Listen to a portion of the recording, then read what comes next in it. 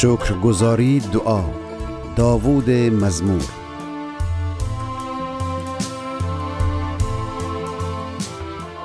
ای خداوند، جه تمام دیل تره سپاس کم. خدایان حضور میان تره شکر کنم. تی مقدس خانه ور فچمم، تره عبادت کنم و تی نام تی محبت و وفا وسی ستایش کنم. تی نام وسی تمام تی وعده نکی فدی عمل کنی. هر وقت دعا کنم می جواب دهی و می جان قوت بخشی. ای خداوند، تمام دنیا پادشاهان او وقتی تی وعده نبیشنوستد تر ستایش کنده. حتی اوشن تی او کارانی که انجام بدهیر سرود خنده، چون کی پرج بزرگی و جلالی سی.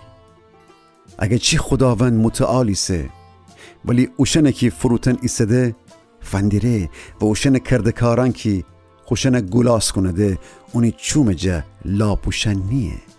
ای خداوند، هرچند اسد تنگام میان ایسم، ولی تو مرا خلاص کنی.